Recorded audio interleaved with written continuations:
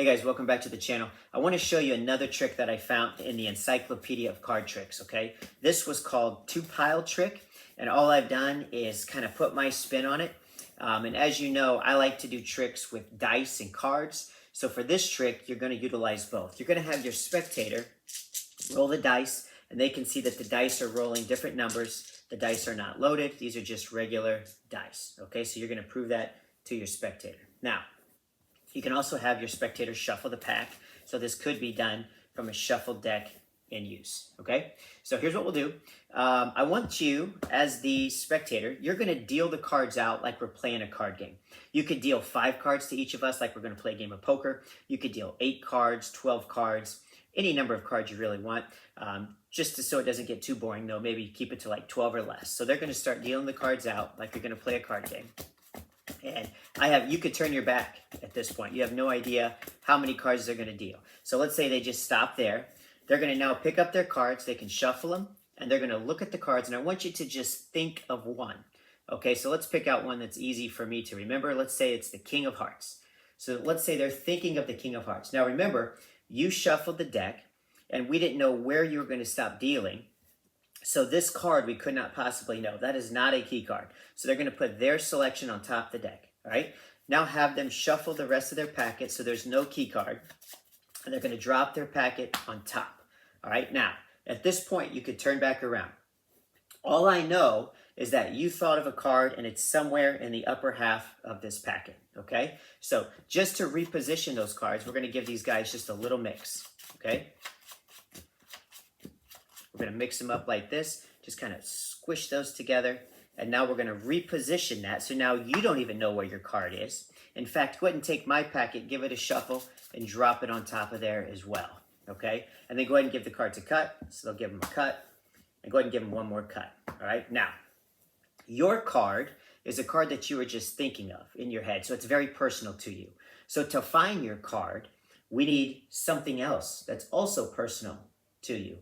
Perhaps it's these dice, which you've touched with your bare hands. In fact, you rolled, and you rolled a random set of numbers over here. Let's take a look. We have a 5, we have a 1, we have a 2, we have a 3, and we have a 5.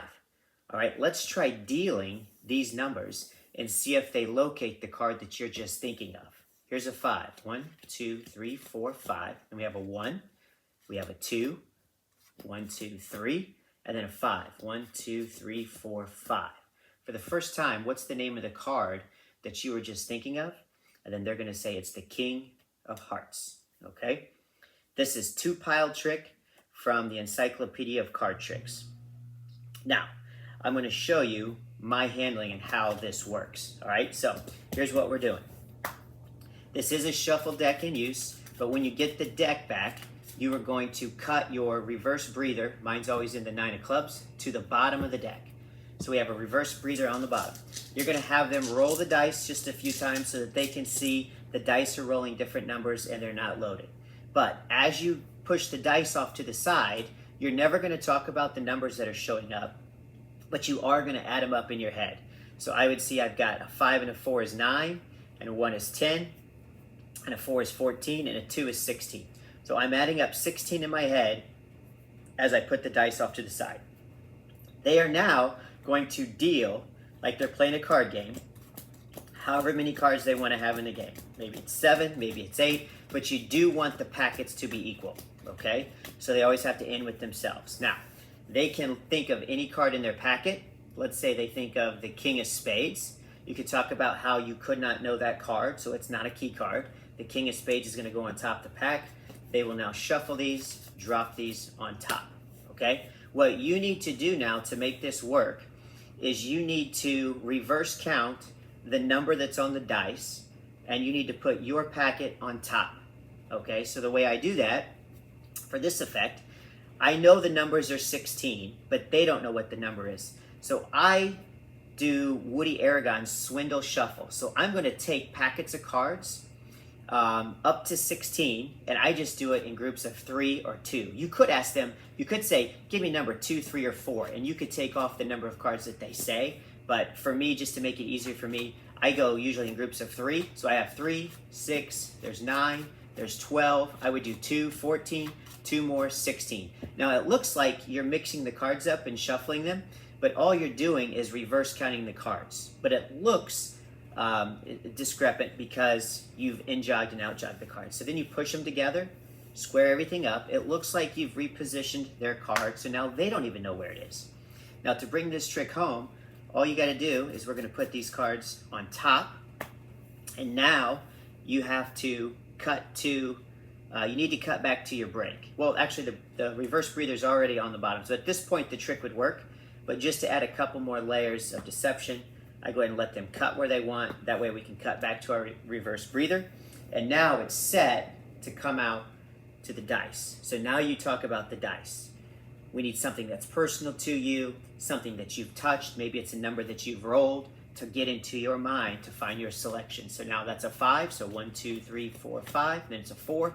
1, 2, 3, 4. We have a 1. We have a 4. 1, 2, 3, 4. And we have a 2. 1, 2. Their card will now be on top of the pack. There's the King of Spades. That's the trick. You don't have to have the reverse breather on the bottom if you don't let them use those cuts at the end. But I think it looks better if you let them cut the deck as many times as they want. You cut back to your reverse breather, get it on the bottom, and then the trick will work itself. This is called the 2-pile trick from the Encyclopedia of Card Tricks. This is my take or my handling on it. What they would do in the original effect was the deck went behind their back, and you would reverse count 15 cards, and then you would bring the cards back out in front of you. They would then bring their cards out of their pocket, put their cards on top, and then you would have a prediction that said 15, and then they would count down to the 15th card, and it would be the selection or the prediction. I hate tricks where cards go behind my back because I feel like you're trying to cover up something, some secret move, or maybe it's sleight of hand that you're not good at, so you're doing it behind your back. I just don't like any tricks where the deck goes behind my back.